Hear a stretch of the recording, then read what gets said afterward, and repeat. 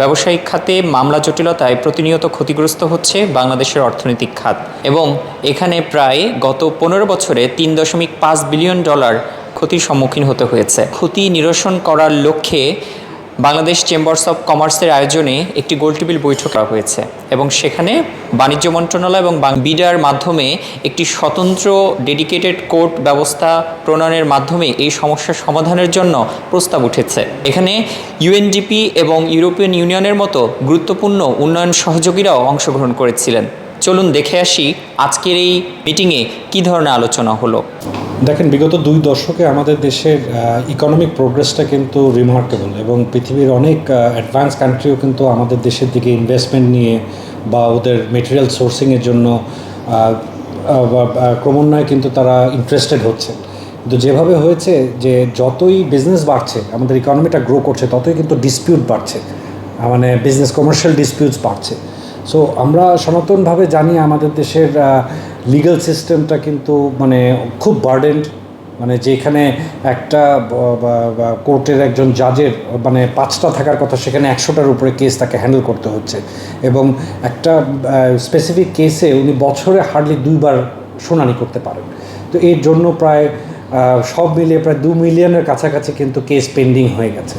So এটা কিন্তু আজকে এমন একটা পর্যায়ে চলে এসছে যে ডিসপিউটস বা কমার্শিয়াল বিজনেসে ডিসপিউট সেটেলমেন্টটা কিন্তু যতই দীর্ঘায়িত হবে, ফরেন ইনভেস্টররা, আমাদের যারা রিসোর্স করবে আমাদের দেশ থেকে, তারা কিন্তু নিরুৎসাহিত হবে।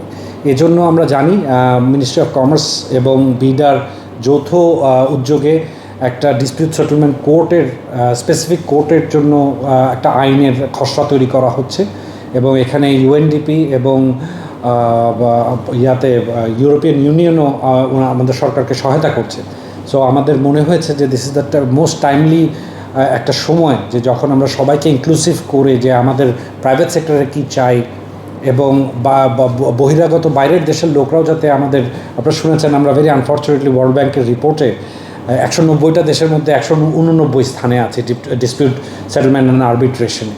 সো এটা নিয়ে আমরা কথা বলেছি, ভালো কিছু রিকমেন্ডেশনস এসছে। এখন আমরা এই রেকমেন্ডেশনগুলো কনসার্নড মিনিস্ট্রিতে আমরা এটা নিয়ে পুশ করব। এই ডিসপিউট আরবিট্রেশনটা যদি নিষ্পত্তি হয়ে যায়, সেক্ষেত্রে আমাদের কী ধরনের সুবিধা হতে পারে এবং আমাদের কী ফ্যাসিলিটি? দেখেন, আমাদের দেশে তো কমার্শিয়াল ডিসপিউট মানে কমার্শিয়াল কোর্ট, আলাদা একটা কোর্ট করাটা, এটা কিন্তু অনেক আগেরই একটা ডিমান্ড। এখন এটা হচ্ছে অলরেডি, আমরা কিন্তু বলতে গেলে 1 দশকের বেশি পিছিয়ে আছি। সো যতই এটা হবে এবং আউট অফ কোর্ট সেটেলমেন্টের কোনো মেকানিজম চালু করা যাবে, এটা পৃথিবীর অনেক দেশেই কিন্তু এটার সাকসেসফুল উদাহরণ আছে যে সকল কমার্শিয়াল ডিসপিউট আপনি কোর্টে নিয়ে যেতে পারবেন না, এটার আগে আপনাকে একটা আউট অফ কোর্ট আরবিট্রেশনের মাধ্যমে যেতে হবে। সো এই জিনিসটা কিন্তু আমাদের যে লিগ্যাল প্রসিজার সিস্টেমটা আছে, আমরা এখনও জানি কোনো একটা মামলা হলে 10 বছর, 12 বছর, 15 বছর লেগে যায়। সো এটা আমরা বিশ্বাস করি যে আমাদের যে লিগ্যাল সিস্টেম, এটার উপরে প্রেশারটা আর একটু কমিয়ে নিয়ে আসবে। তো সেক্ষেত্রে কি আপনারা চাচ্ছেন যে স্বতন্ত্র কোনো আপনাদের এই সমস্যাগুলো নিষ্পত্তি করার জন্য? অফকোর্স, দেখেন, এটা তো ফরমেশনটা বা সরকারকে নির্ধারণ করতে হবে, ঠিক না? যে আমরা আজকে বক্তা আমাদের রহিম ভাই বা আমাদের যে অ্যাডিশনাল সেক্রেটারি আছেন, উনিও কিন্তু বলেছে যে এই যে সিএ ফার্মগুলো আছে, এগুলো তো ইন্ডিপেন্ডেন্ট প্রাইভেট সেক্টর, কিন্তু সরকার কিন্তু আইন করে তাদেরকে ওই পাওয়ারটা দিয়েছে যে একটা কোম্পানির অডিট করার জন্য। ঠিক সিমিলারভাবে কমার্শিয়াল ডিসপিউটের জন্য তো আমরা আউট অফ কোর্ট একটা স্ট্রাকচার, এই স্ট্রাকচারটা কিন্তু যথেষ্ট কমপ্লিকেটেড এবং ব্যাকড বাই লিগ্যাল ফ্রেমওয়ার্কও থাকতে হবে। সো এই জন্য আমরা যেটা বলে করি যে বিভিন্ন দেশ, আমরা আজকে 50 বছর আগে বাংলাদেশ যখন স্বাধীন হয়েছে, তখন কিন্তু সিঙ্গাপুর আমাদের থেকে সব দিক দিয়ে পিছিয়ে ছিল, কিন্তু আমরা যদি দেখি যে 50 বছর ওরা কতটুকু কীভাবে ডেভেলপ করেছে, ওদের থেকে যদি আইডিয়া নেওয়া যায়, there is nothing harm in it. যে আমি যদি একটা অ্যাডভান্স দেশ থেকে বলি যে তোমরা এই জিনিসটা কীভাবে করেছো, আমরা কীভাবে করতে পারি।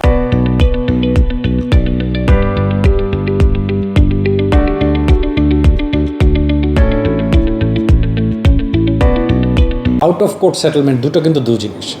আপনি আমাদের এখন যে কোনো লোয়ার কোর্ট বলেন, হাইকোর্ট বলেন, আপনার একটা মার্ডার কেসের মামলাও লোয়ার কোর্টে যাচ্ছে, একটা চুরির মামলাও যাচ্ছে, এবং একটা কমার্শিয়াল ডিসপিউট মানে হলো আমরা দেশে, এটা যে বিদেশের সাথেই হতে হবে কিন্তু কোনো প্রয়োজন নেই। একটা ব্যবসায়ী ভার্সেস ব্যবসায়ী যদি একটা অ্যাগ্রিমেন্টের লিগ্যালিটিটা চ্যালেঞ্জ করতে হয়, সেই ক্ষেত্রে আপনারা রেগুলার কোর্টে যেতে পারবেন না, আপনাকে কমার্শিয়াল কোর্টেই যেতে হবে। সো ইটস স্পেসিফাইড যে ওই কোর্টটা ডেডিকেটেড থাকবে কমার্শিয়াল যেসব ব্যবসায়িক রিলেটেড যেসব ডিসপিউটস হবে সেগুলোকে ওখানে নিয়ে যাওয়ার জন্য। কমার্স মিনিস্ট্রির মাননীয় সেক্রেটারি যেটা বললেন যে এটা ড্রাফট অলমোস্ট রেডি, ওনারা ওই ওপেন কনসালটেশনের জন্য এই মাসের শেষের মধ্যেই চেষ্টা করছেন ড্রাফটটা শেয়ার করার। তার পরবর্তীতে যখন একটা ফ্রেমওয়ার্ক দাঁড়াবে, আই এম শিওর এটা ল মিনিস্ট্রি থেকে অ্যাপ্রুভ হলেই তো ল হতে পারবে। আজকে আমরা দেখলাম যে ইউরোপিয়ান ইউনিয়নের রাষ্ট্রদূত সহ ইন্টারন্যাশনাল কয়েকজন ডেলিগেশন ছিলেন। এই যে সমস্যাসমূহ আপনি ব্রিফ করছিলেন, এটি আসলে এখানে তাদের রোলটা কী এবং তাদের থেকে আসলে আপনারা কী ধরনের সহায়তা নিতে পারেন? দেখেন, ইউরোপিয়ান ইউনিয়ন কিন্তু আমাদের একটা স্ট্র্যাটেজিক পার্টনার। আপনাকে জিনিসটাকে একভাবে বলা যায়, মানে এটা কিন্তু বহুভিত্তিক অ্যাঙ্গেল দিয়ে কিন্তু ওনাদের ইন্টারেস্টটা কেন, কারণ আপনার ফার্স্ট ইকোনমিতে ওরা যদি মনে করেন শুধু গার্মেন্টসের যদি কথা বলি, ওদেরকে বেশ কিছু জিনিস ওরাও তো চাবে যে যত সস্তায় যেখান থেকে কিনতে পারা যায়। বাংলাদেশ কিন্তু স্ট্র্যাটেজিক্যালি কিন্তু একটা খুব উইন উইন পজিশনে আছে। এখন গ্লোবাল কনফ্লিক্টের জন্য পাশ্চাত্যের দেশরা কিছু কিছু দেশ থেকে বেরিয়ে আসতে চাচ্ছে। সো ওরা ওই দেশ থেকে যদি বেরিয়ে আসতে চায়, তাদের তো এই জিনিসটা অন্য কোনো দেশ থেকে সোর্স করতে হবে। সেই ব্যাপারে কিন্তু বাংলাদেশ একটা খুবই স্ট্রং এবং কম্পিটিটিভ একটা পজিশনে আছে, যে যেই ডিমান্ডটা তারা শিফট করে আনতে যাচ্ছে বাংলাদেশ এটাকে প্রোভাইড করবে। তো এই ক্ষেত্রে অবশ্যই এই যে কমার্শিয়াল ডিসপিউটস এবং আরবিট্রেশনটা যাতে আমরা একটু ডেভেলপ করতে পারি, যাতে তাদের দেশে যারা বায়ার আমাদের দেশে এসে ব্যবসা করতে গেলেও কিন্তু একটা স্বাচ্ছন্দ্য এবং কনফিডেন্স পায়। কারণ even direct investment, foreign direct ইনভেস্টমেন্টের খাতিরেও কিন্তু ওরা এই লিগ্যাল প্যারামিটারগুলো, আরবিট্রেশন এবং কমার্শিয়াল ডিসপিউট সেটেলমেন্টের ওরা কিন্তু আইনটা দেখতে চায় সবসময়। সো যে জায়গায় আমরা কিন্তু এখনও আমরা গ্লোবাল অনেক জায়গায় কিন্তু ইন্ডেক্সে আমরা অনেক এগিয়ে গেছি, কিন্তু এই সেক্টরটা আমরা এখনও পিছিয়ে আছি। একটা বিষয় একটু জানতে চাই, সেটি হচ্ছে যে আপনি নিশ্চয় জানেন যে ট্রাম্পের যে ট্যারিফ, রেসিপ্রোকাল ট্যারিফ, যেটি সারা বিশ্বে এক ধরনের ব্যবসায়িক অঙ্গনে একটা টালমাটাল অবস্থা সৃষ্টি করেছে এবং বাংলাদেশের উপরে প্রাথমিকভাবে যে ট্যারিফটা নির্ধারণ করেছিল, পরবর্তীতে সরকারের প্রচেষ্টায় সেটি কিছুটা মিটিগেট করা হয়েছে। এটি আসলে আপনাদের জন্য কতটুকু স্বস্তিদায়ক এবং এই মুহূর্তে আসলে এটি কোন পর্যায়ে রয়েছে, আপনি কি মনে করেন? অবশ্যই ইমিডিয়েট গ্রাউন্ডে আমরা বলবো এটা একটা স্বস্তিদায়ক, এবং আমি ধন্যবাদ জানাই আমাদের মাননীয় কমার্স উপদেষ্টা, ওনার নেতৃত্বে বা একাধিকবার ওনারা আমেরিকায় গিয়ে এটা নেগোসিয়েশন করেছেন। এবং যেই লেভেলে আমরা আছি, আমরা অবশ্যই কিছু দেশের থেকে আমরা একটু অ্যাডভান্টেজেস পজিশনে আছি, বাট আমি ব্যক্তিগতভাবে মনে করি এটা একটা শর্ট টার্ম একটা সিচুয়েশন, যেটা আমরা এখন বসে বুঝতে পারছি না যে সামনের দিকে কিভাবে হবে। কিন্তু আমার মনে হয় যে আমাদের বেশি আর্লি সেলিব্রেশন করারও কিছু নেই, যে আমরা কিছু দেশের সাথে কিন্তু কম্পেয়ার করছি, ওদের থেকে আমরা ভালো আছি। হুট করে কিন্তু দেখতে পারেন আগামী মাসে ওরা আমাদের থেকে বেটার একটা পজিশনে নেগোসিয়েশন করে বেরিয়ে গেছে। সো আই ডোন্ট থিঙ্ক এখানে আর্লি সেলিব্রেশনের কোনো উপায় আছে। এবং কমার্স মিনিস্ট্রিকে আরেক লেভেলেও কিন্তু ওনাদের এই কমিউনিকেশনটা এবং ডিবেট এবং ইয়াটা আরও চালু রাখতে হবে, যাতে এটাকে ফার্দার, অলরেডি ওনারা বলেছে চেষ্টা করছে 20 থেকে এবার 15% আনিয়ে নেওয়া, এটাকে কন্টিনিউ করতে হবে। আমার মনে হয় না, বাট নেগোসিয়েশনের জন্য মানে কোনো না কোনো ফর্মের গভর্নমেন্ট তো থাকবে, অ্যান্ড দিস ইজ সামথিং, এটা একটা ন্যাশনাল ইন্টারেস্ট। আমরা তো মনে করবো যেই ফর্মের গভর্নমেন্ট আমরা চাই একটা স্টেবল পলিটিক্যাল আউটলুক এবং ল অ্যান্ড অর্ডার ভালো থাকবে। সো আমরা যদি মনে করেন আম জনতা, আমরা business community, we are not concern যে আমরা চাবো যে একটা ইলেক্টেড গভর্নমেন্ট আসবে। সো দেশটা কিন্তু এখন একটা নির্বাচনমুখীর দিকে যাচ্ছে, কিন্তু এটাও তো আর দাঁড়িয়ে থাকবে না এটার জন্য, যে এই ইউএস ট্যারিফের নেগোসিয়েশনটা আই এম শিওর আমাদের প্রেজেন্ট গভর্নমেন্টের যে স্ট্রাকচার আছে, আমাদের যারা ব্যুরোক্র্যাটস অ্যান্ড ল মেকার্স আছেন, ওনারা কন্টিনিউ করবেন এবং এই নেগোসিয়েশনটা কিন্তু চলমান থাকতে হবে। সর্বশেষ যে বিষয়টি জানতে চাই, আপনি যেহেতু স্টেক হোল্ডারদের সাথে কাজ করছেন এবং প্রতিনিধিত্ব করছেন, তো সেক্ষেত্রে ঢাকা চেম্বার্স অফ কমার্সের পক্ষ থেকেই যদি জানতে চাই যে বর্তমান যে সরকার দায়িত্ব গ্রহণ করেছেন এবং তারা আসলে ব্যবসাকে বা এই ব্যবসায়িক জায়গাটাকে কতটুকু ব্যবসায়ীদের জন্য ফ্যাসিলিটেট করেছে, ব্যবসায়ী বান্ধব করেছে, এবং আপনারা আপনাদের জায়গা থেকে আসলে বর্তমান অবস্থায় ব্যবসার অঙ্গনকে কিভাবে মূল্যায়ন করবেন? দেখেন, আমরা কিন্তু বাঙালি অনেক তাড়াতাড়ি ভুলে যাই। আপনাকে বুঝতে হবে 2024 জুলাই, অগস্ট কি একটা সময় দিয়ে দেশটা পার করেছে। আমরা সব কিছুই যদি এই প্রেজেন্ট ইন্টারিম গভর্নমেন্টের উপরে দোষ চাপিয়ে দিয়ে বসে থাকি, এটা কিন্তু ঠিক হবে না। সো ওনাদের কোত্থেকে আসলো, ওনাদের ব্যাকগ্রাউন্ডটা কী?